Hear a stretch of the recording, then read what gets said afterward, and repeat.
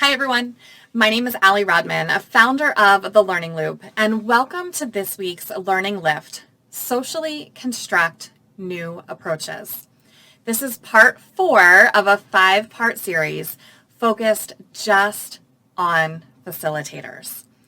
When we talk about socially constructing new approaches, as a facilitator, we take a step back and we give our learners the structures, the tools, and the time necessary for them to lean in. So this includes 4 specific components that I want you to think about both in your design and your facilitation.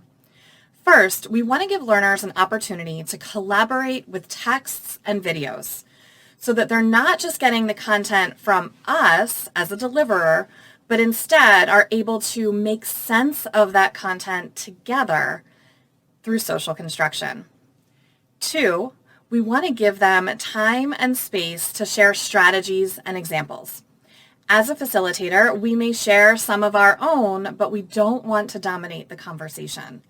We want to employ some protocols as well as some structures and, when possible, note-taking tools so that learners are able to gather those ideas from each other, capture them in a space they can use for reference later, and be able to envision what they might look like in their own space.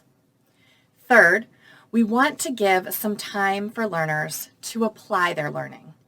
Too often, within the course of our professional learning sessions, this element gets relegated to the last 5 minutes or ends up being a quick share out as we wrap up a session.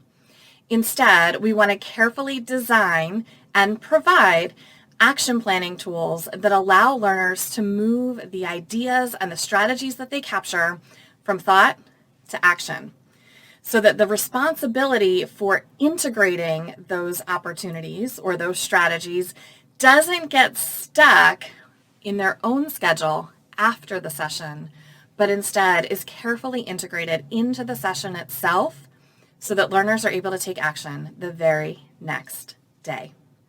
Finally, the 4th component as we think about providing space for learners to socially construct new knowledge is that we want to give just a little bit of time, or even more if we can, towards the end of the session to enable individuals to pause and reflect. Many of the learners in our spaces will not process knowledge through conversations, but instead learn more intrapersonally and need that time to be able to reflect and think about what all of those new ideas mean for their own individual practice. I hope this gives you some guidance as you think about ways that you can dedicate both time and space to enable your learners to socially construct new approaches. And I can't wait to hear from you on social media about what this looks like in your professional learning sessions. Please share with me at The Learning Loop so that we can continue growing together. Have a great week.